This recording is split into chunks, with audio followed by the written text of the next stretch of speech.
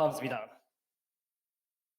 Hello, everyone. So I'm starting with this picture here because it actually connects me to Michelle. I drew this at her Great Geek Together event, and it links perfectly with what I'm going to be talking about today, which is about growth and persistence. See, this was started off as a painting, which was just a few pen strokes, and for 95% of it, it looked really, really shit. But I persisted and persisted till I got to the end, and suddenly it became something a little bit nicer. So I have a deep fear, which I'm going to be talking about today, or had a deep fear, which is this, pardon the pun. Most of my life, was absolutely terrified of water. I didn't want to swim, didn't learn to swim, and just would never get in it.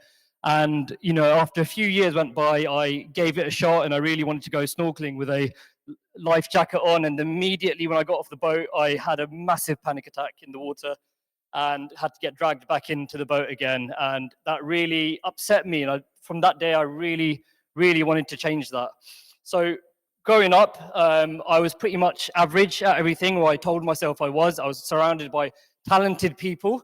And so for most of my life, I thought people just had this talent that they grew up with, and it wasn't something that you earn.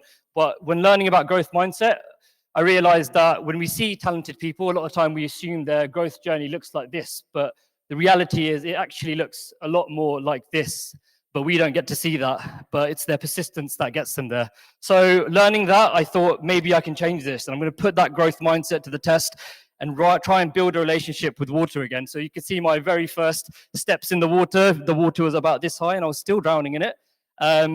But I really, really, really wanted to learn everything I could about water, currents, swimming, and I spent hours and hours and hours on YouTube every night, and then finally got myself into a swimming pool and started to teach myself little drills and everything. Then started to do lessons, and eventually, you know, these little steps became milestones, and these milestones eventually became achievement, till I eventually became a swimmer who perfected the stroke and built my connection with water. So I got there, and the moment this happened, I finally realized something. It was self-belief that just held me back the whole time. I didn't believe in myself, and for that reason, I never persisted. I never tried hard enough to do anything. But even then, though I could swim great, I still hadn't lost that fear of drowning.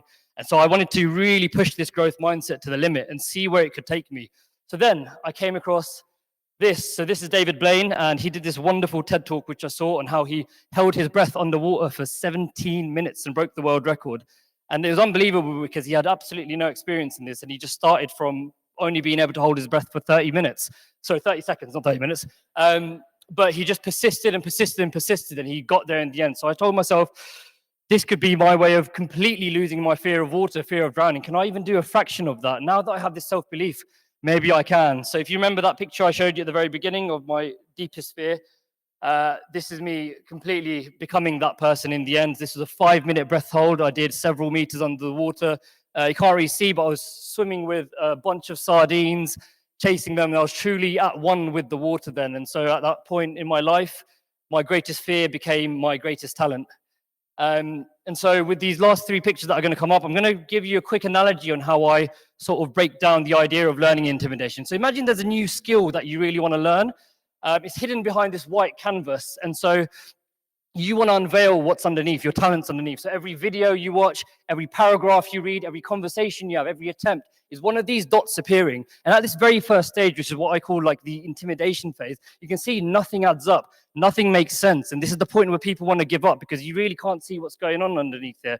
But that's the point where you should just persist a little bit more, because as you start to add a few more dots on, suddenly things might start to make sense. You might start to notice patterns. You might start to notice areas that you want to focus on. You might be able to form opinions now because you can kind of see what's going on under the surface. And that's that journey you're going to take on yourself when you start to persist somewhere. It goes from not understanding anything to suddenly just a little bit further, everything starts to make sense. And if you keep persisting, you might one day arrive somewhere truly fantastic where you become fearless. And so as I wrap up today with the last picture, I'm a little bit ahead of time.